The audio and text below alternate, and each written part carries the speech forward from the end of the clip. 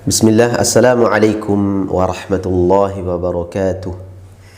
Alhamdulillahi hamdan kathiran tayyiban mubarakan fi kama yuhibbu rabbuna wa yarda. Ashhadu an la ilaha illallah wahdahu la sharika lah wa ashhadu anna Muhammadan abduhu wa rasuluhu sallallahu alaihi wasallam tasliman kathira, amma ba'du. Anak-anak sekalian yang dirahmati Allah Subhanahu wa taala, yang pertama-tama marilah kita senantiasa bersyukur kepada Allah Subhanahu wa taala atas segala nikmat yang Allah berikan kepada kita semua. Nikmat yang paling besar, nikmat yang paling utama adalah nikmat iman dan nikmat Islam.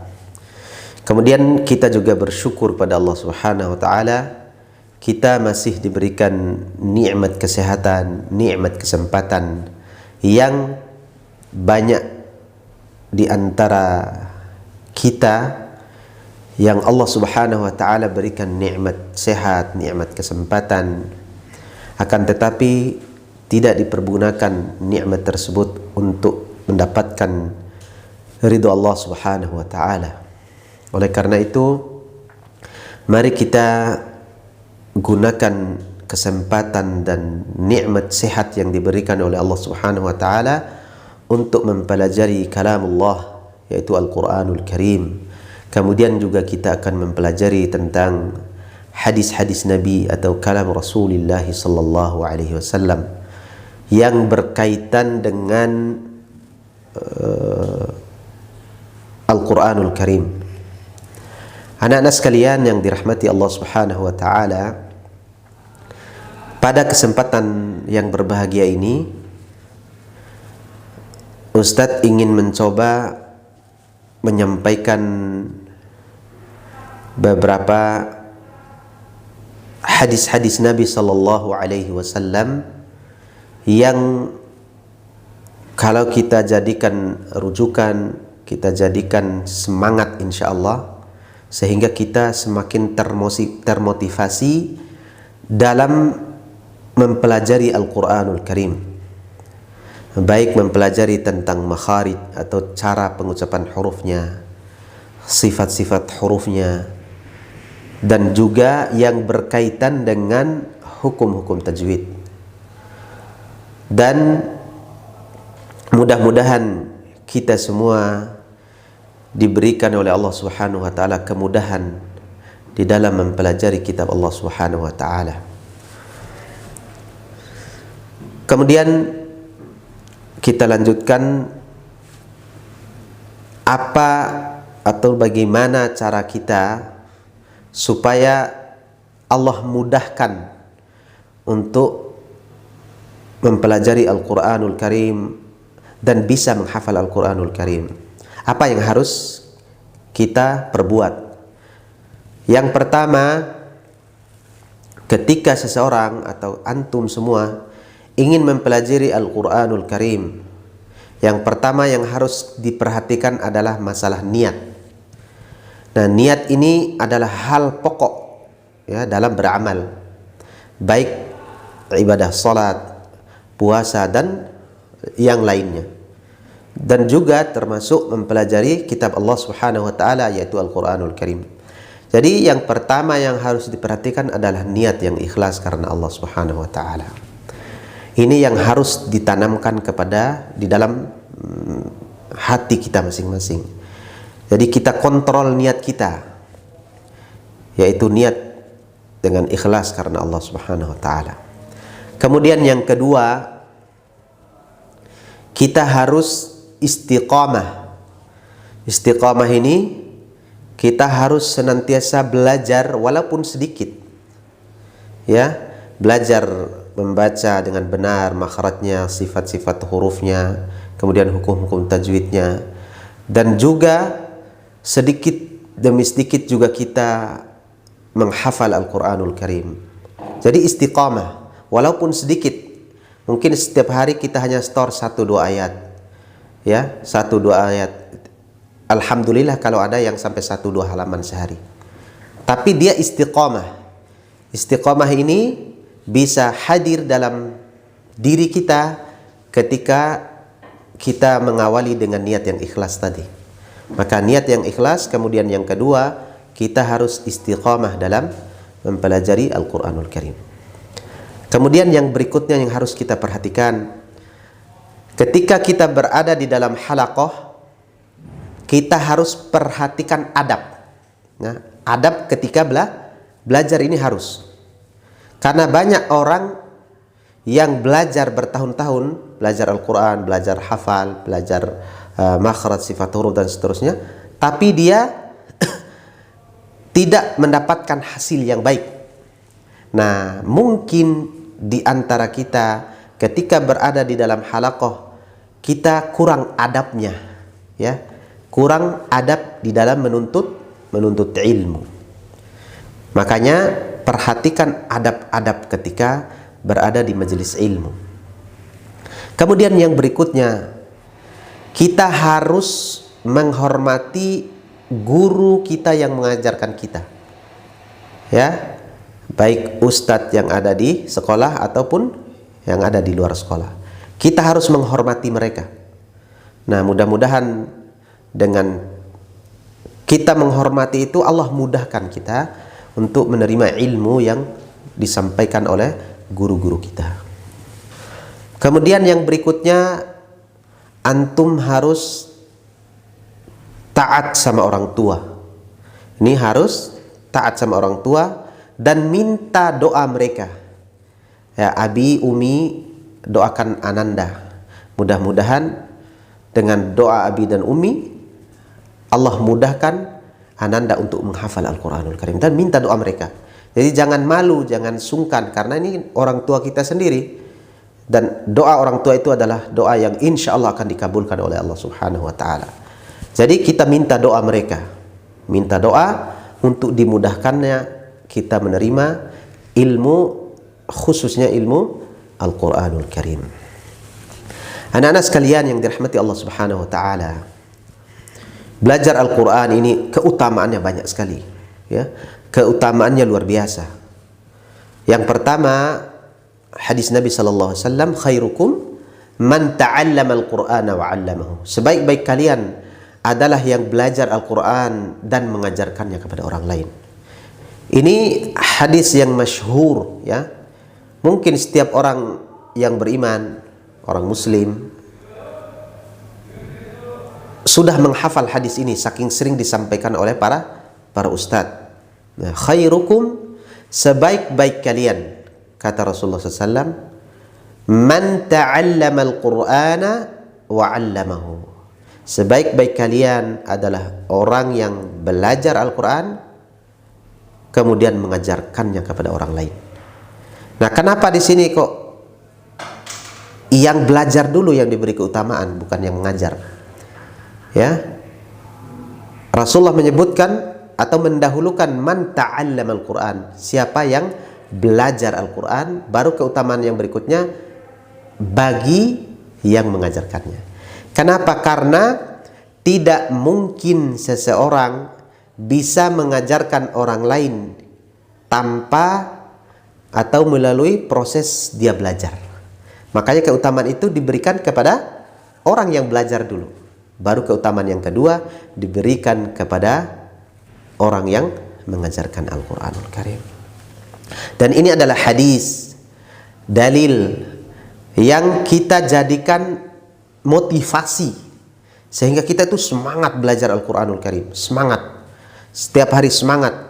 Begitu masuk pagi hari atau subuh, kita udah semangat, senang. Ntar lagi saya mau hafal Quran, saya ingin mempelajari hafal Al-Quran. Masya Allah, itu semangat.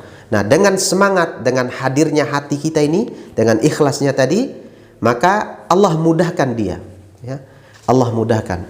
Tapi sebagian di antara kita, begitu masuk jam Al-Quran, sudah kecil hati dia. Waduh, jam Al-Quran lagi, bosan saya, malas saya. Padahal tadi sudah Rasulullah sampaikan, kalian itu akan mendapatkan predikat terbaik di dunia ini. Kapan itu? Ketika kalian belajar Al-Quran. Jadi bukan misalnya hartanya banyak, kemudian Rasulullah menyebutkan sebaik-baik kalian adalah yang hartanya banyak, tidak. Atau yang bapaknya jabatannya tinggi, kemudian Rasulullah mengatakan sebaik-baik kalian adalah yang punya bapak yang jabatannya tinggi, tidak. Jadi sebaik-baik kalian adalah orang yang belajar Al-Quran dan mengajarkannya kepada orang lain. Ini yang terbaik, walaupun dia tidak memiliki harta banyak, dia tidak memiliki jabatan, dia hanya ustadz biasa yang mungkin setiap hari susah untuk makan dan minumnya. Tapi ketika dia mengajarkan Al-Quran, belajar Al-Quran dan mengajarkannya, maka dia adalah orang yang terbaik.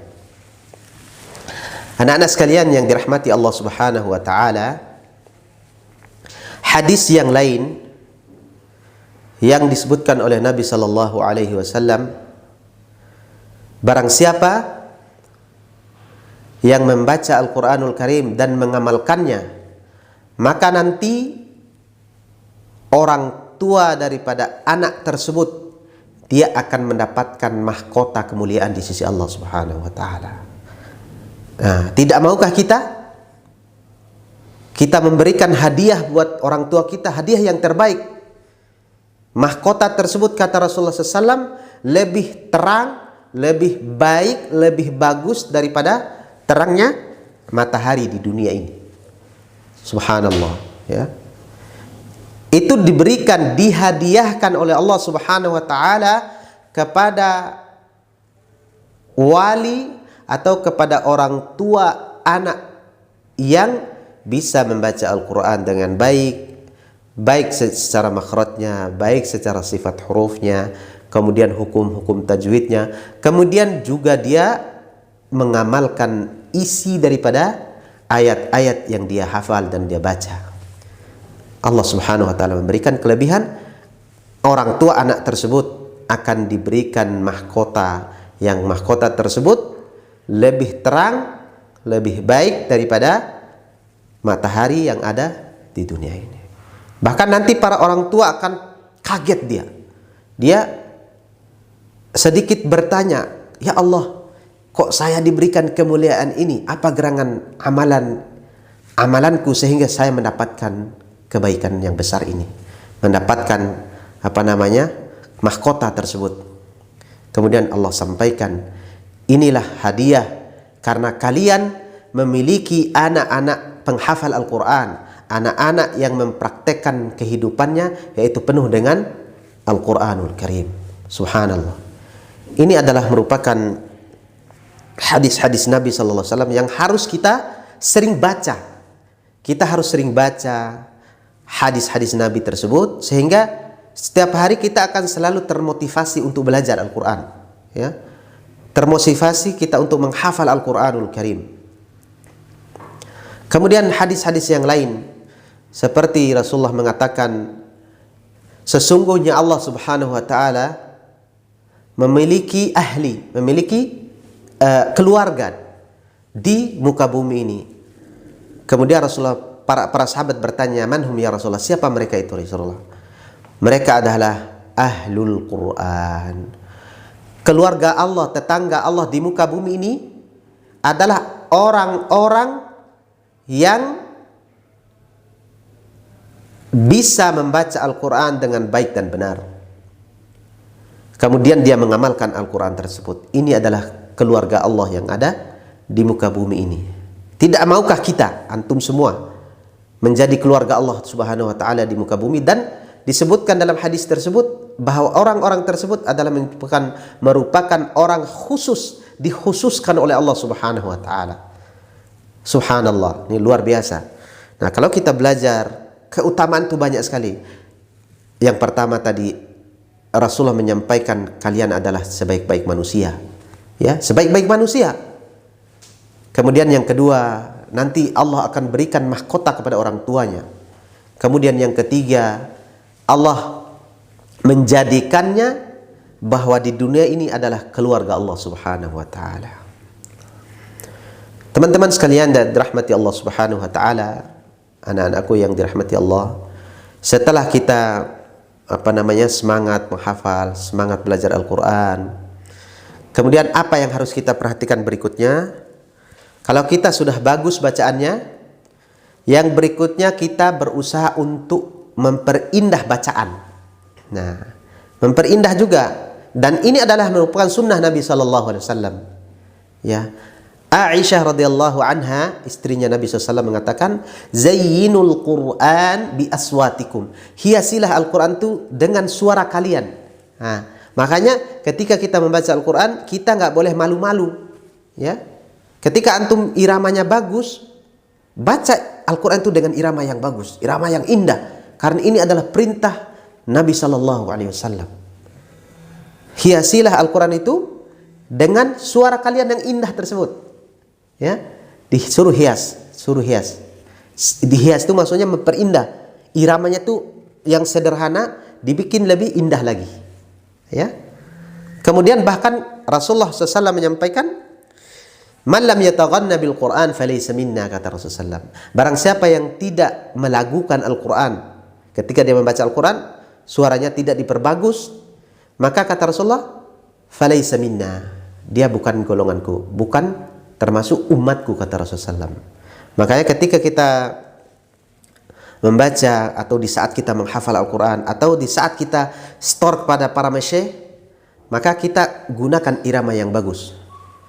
Nah, insya Allah setiap hari Sabtu Ustadz akan atau beberapa Ustadz di Al-Wildan insya Allah akan mengajarkan antum irama yang indah, irama-irama bacaan yang indah. Nah, mudah-mudahan Al-Quran itu ketika kita membaca dengan irama yang indah, makhraj yang bagus, sifat huruf yang bagus, dan mempraktikkan hukum-hukum tajwid yang bagus, maka Al-Quran itu akan semakin indah, ya, akan semakin indah. Nah, kemudian Ustadz, gimana caranya supaya indah? Nah, kita harus latih, ya, di sini apa namanya? Jadi irama itu fokusnya di mulut dan di tenggorokan. Ya. Jadi irama itu kita bikin, tapi tidak boleh juga berlebih-lebihan. Ya. Saking kita ingin irama yang bagus, kemudian makhrajnya tidak diperhatikan, hukum tajwidnya tidak diperhatikan, ini juga salah.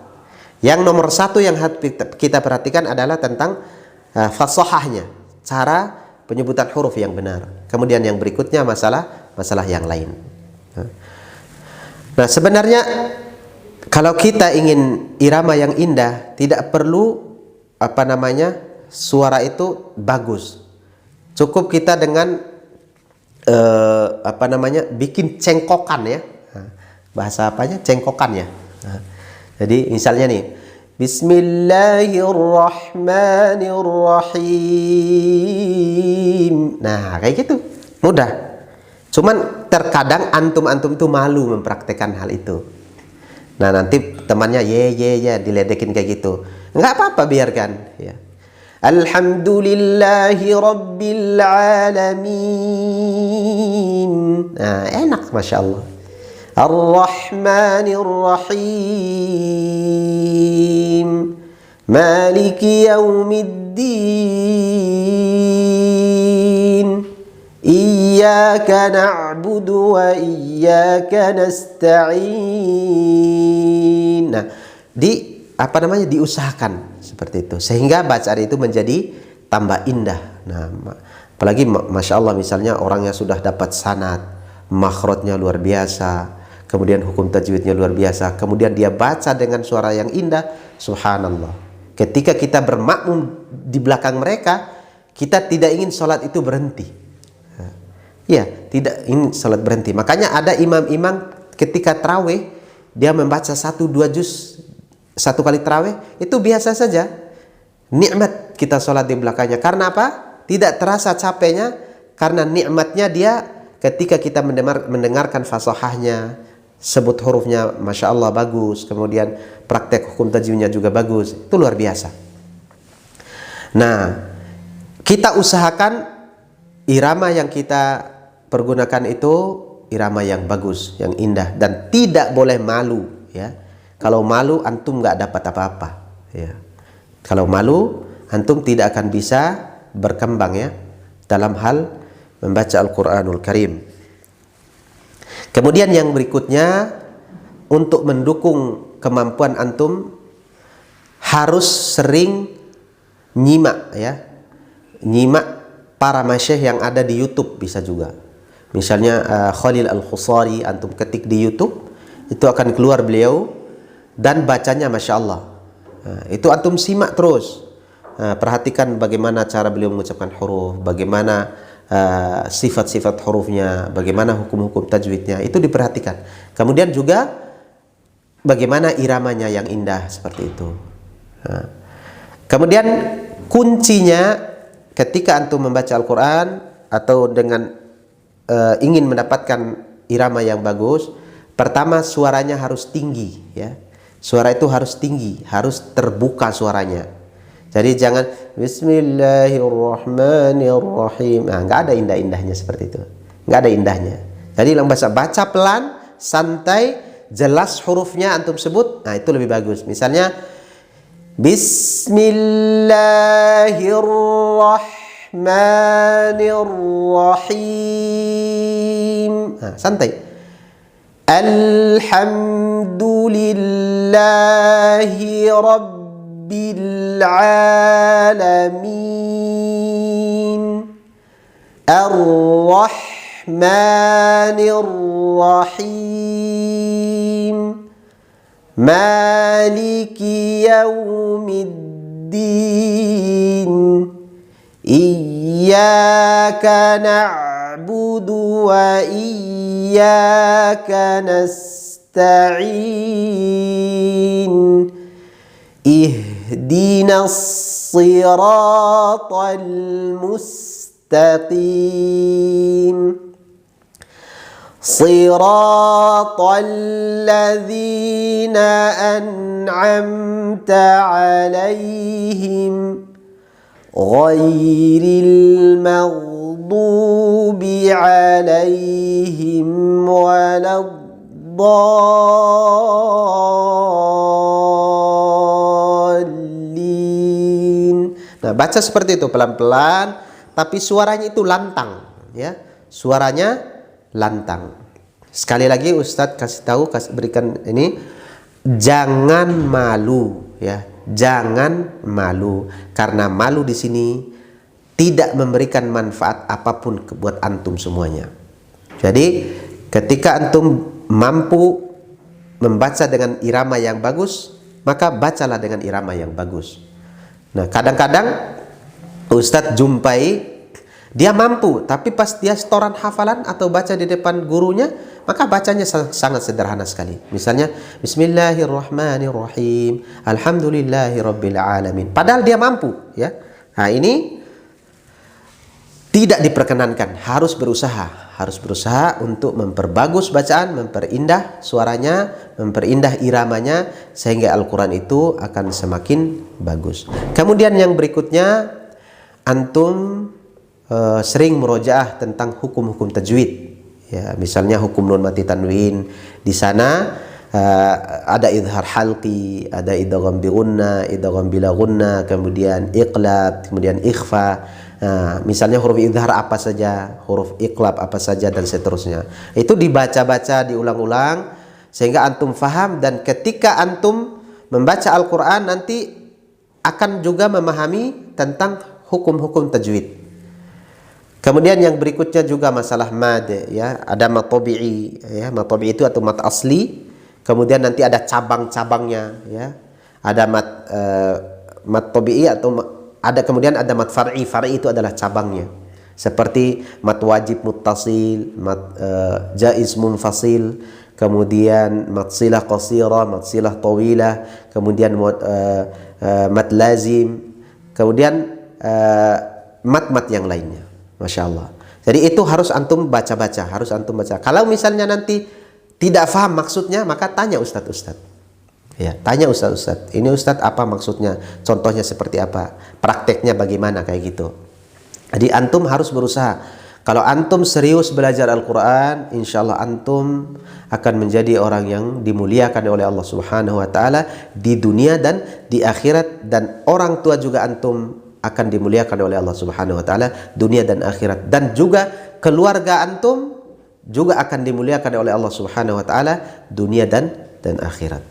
Mudah-mudahan sedikit yang Ustadz sampaikan ini bermanfaat buat Ustadz pribadi dan buat antum semuanya, dan mudah-mudahan muncul dan termotivasi kita semua untuk senantiasa semangat ya, semangat belajar Al-Quran, sehingga kita akan mendapatkan apa yang telah disampaikan oleh Nabi SAW.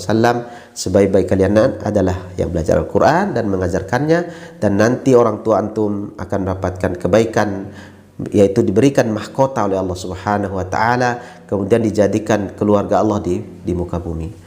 Barakallahu fikum, subhanakallahumma bihamdika asyhadu an la ilaha illa anta astaghfiruka wa atubu ilaik. Assalamualaikum warahmatullahi wabarakatuh.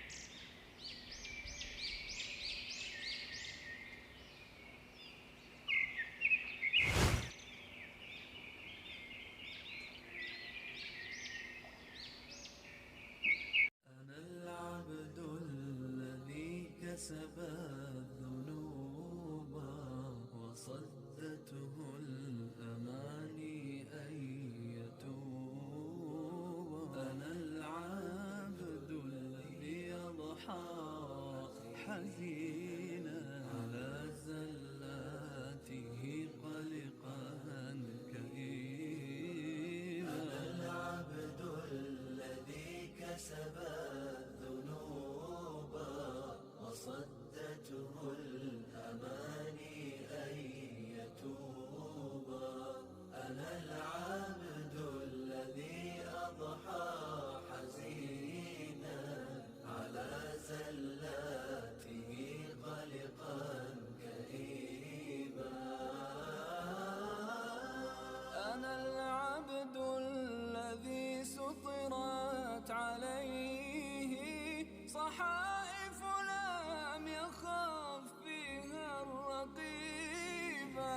أنا العبد المسيء عصيت سرا فما للآن لا أبدي النحيبة. أنا العبد المسيء عصيت سرا فما للآن لا أبدي النحيبا.